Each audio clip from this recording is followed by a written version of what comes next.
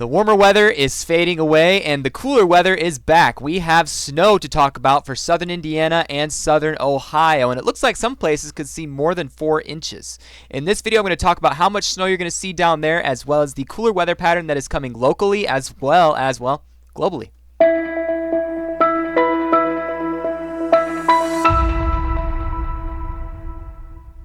2:48 p.m. and it is February 11th. Welcome to another update from Great Lakes Weather. Hopefully everybody's doing well today. This is from Central Illinois back on Thursday during our storm chase with the warmer weather pattern we had. And this tornado was an EF1.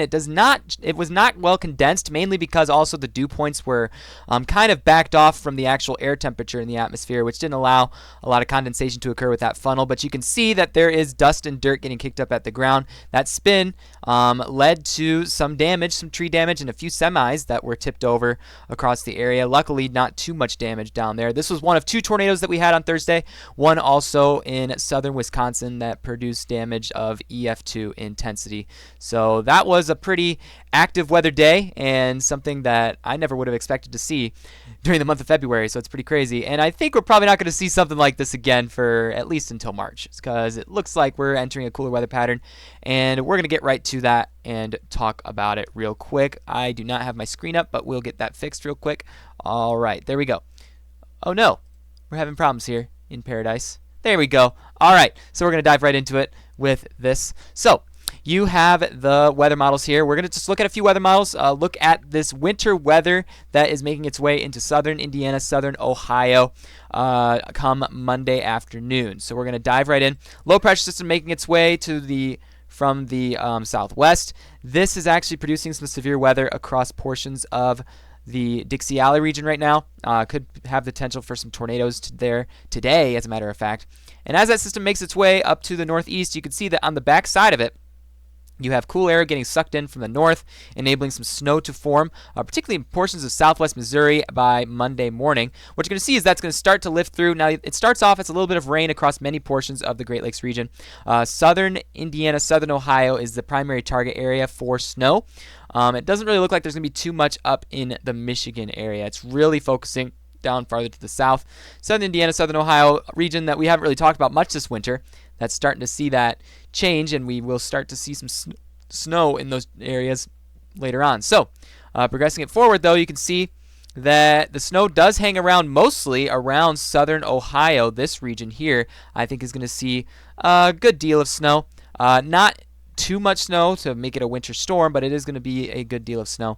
Progressing it forward, you can see that it is all out of the area by Tuesday, 7 a.m. There might be even a few pockets of snow in portions of Michigan, it looks like, as being shown by some of the weather models. Maybe a bit of lake effect possible with that.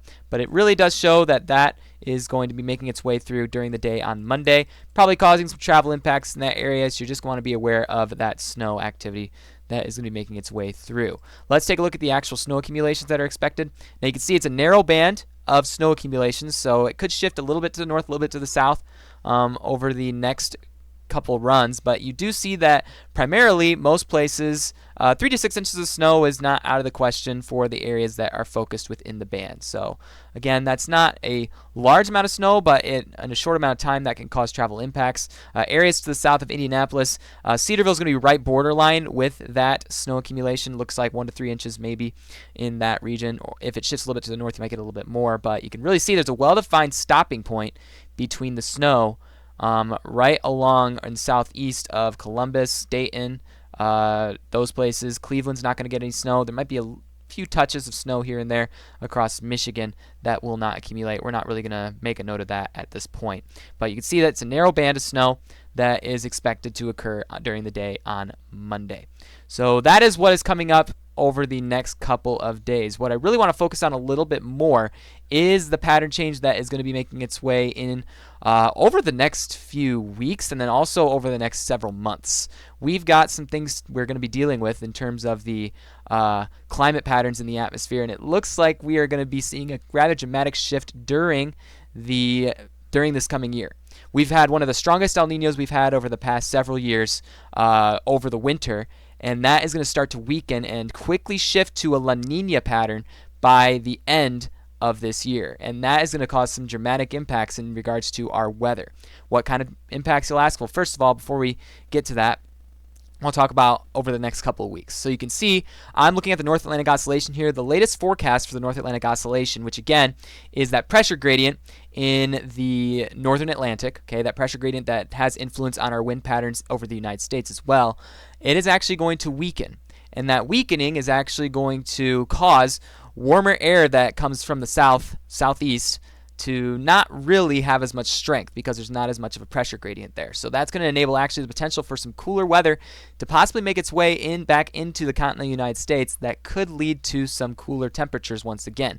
Not nearly as cold as what we saw in January, but still cooler temperatures, and I'm starting to see hints of that in the models. We'll have to see how that pans out, but it does seem to show up in several different cases. So again, let's look at the 500 millibar height anomaly. What you have here is you have that trough that's going to be bringing that winter activity to southern Indiana, southern Ohio during the day on Monday into Tuesday.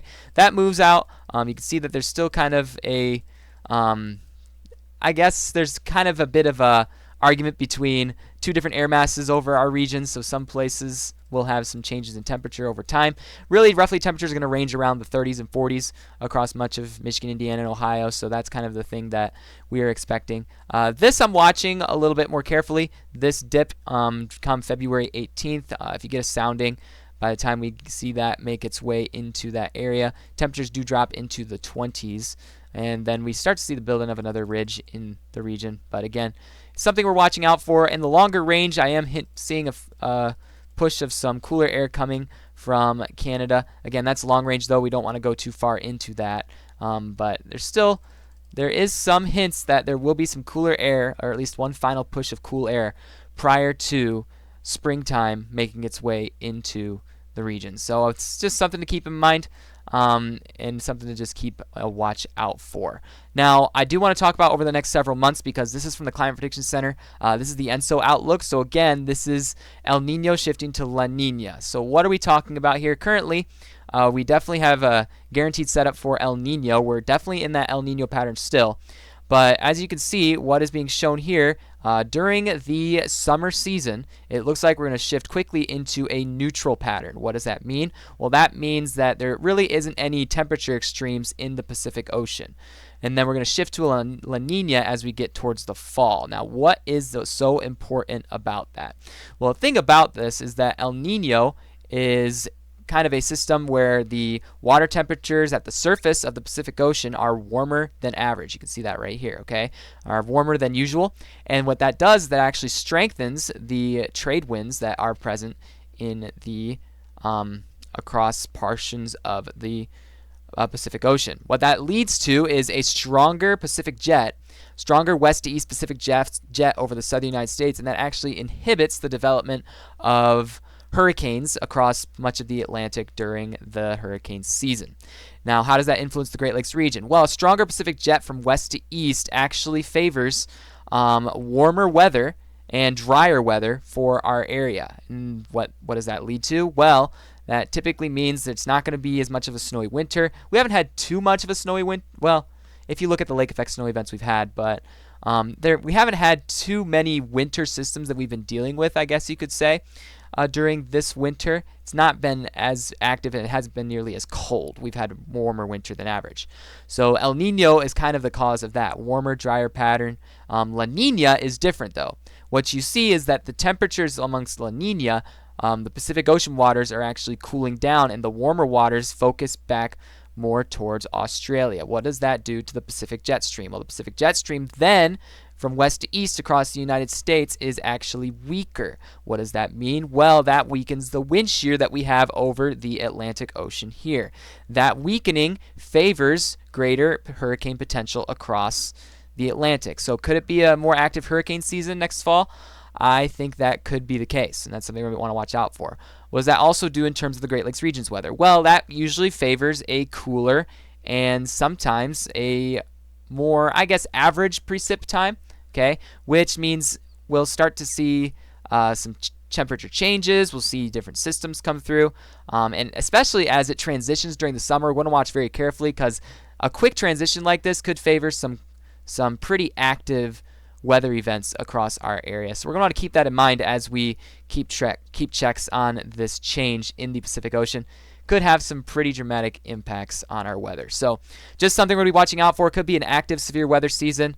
Make sure to subscribe and stay updated. I'll continue to probably do some storm chasing. Probably not during the month of June. June's going to be a pretty busy month. But other than that, we'll stay active and we'll stay keeping tabs on everything that's going on in the atmosphere over the next few days and also the next few months. It's going to be a pretty interesting ride in terms of weather. So thanks everybody for watching, and thanks for your support during the past storm chase. Pretty fun time, and we will see you all next time.